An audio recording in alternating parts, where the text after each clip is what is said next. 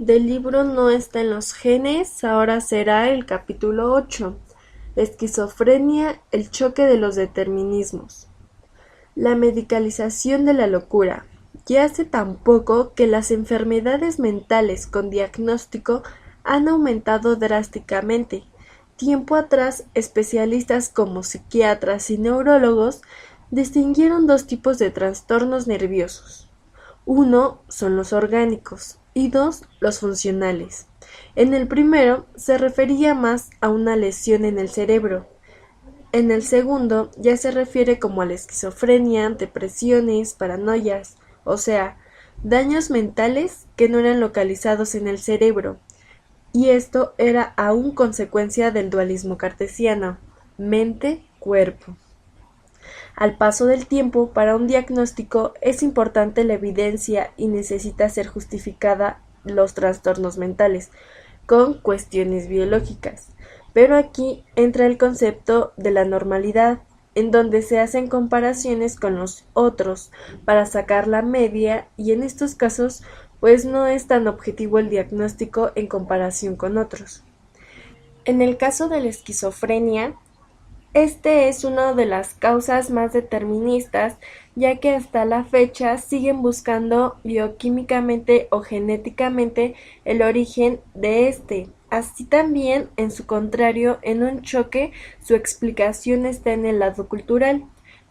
Pero, ¿qué es la esquizofrenia? Literalmente significa mente dividida, donde son incapaces de expresar emociones, de interactuar con normalidad o de expresar verbalmente de modo inteligible para los demás. Se puede quejar de que están controlados por unas fuerzas externas. Así también presentan alucinaciones auditivas. Ahora, la industria farmacéutica y la enfermedad mental. Hasta la fecha, hay una interdependencia entre la industria farmacéutica y los diagnósticos de las enfermedades mentales. El uso de los fármacos ha provocado la aparición de nuevos trastornos. Un ejemplo de ellos es la clorpromazina, que ha provocado discinesia tardía. Sus síntomas incluyen incapacidades motoras, características y gestualidad incontrolable. Las bases genéticas de la esquizofrenia. Ya hemos dicho que la bioquímica cerebral está alterada en la esquizofrenia, donde el determinismo biológico nos dice que esta alteración debe corresponder a algún tipo de predisposición genética al trastorno. Los datos de Kellman. Kellman fue un investigador quien trató de encontrar la causa de la esquizofrenia genéticamente. Es necesario revisar sus trabajos, ya que sus cifras pueden ser no consideradas seriamente. Él creía apasionadamente en el determinismo genético.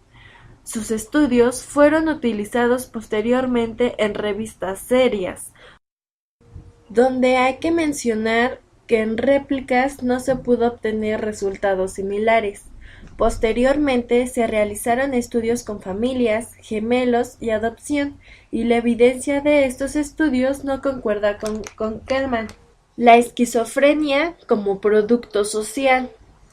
Foucault decía que todas las sociedades requieren una categoría de individuos que pueden ser dominados o víctimas propiciatorias, y a través del tiempo los locos han venido a ocupar esta categoría.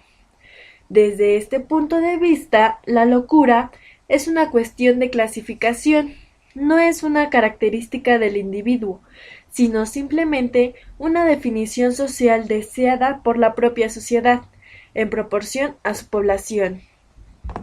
Para los años 60, principio de los 70, Laing propone a la esquizofrenia como un trastorno familiar, no el producto de un individuo enfermo, sino de las interacciones de los miembros de una familia enferma, de tal manera que la esquizofrenia es entonces una respuesta racional y adaptativa de los individuos a las frustraciones de su vida.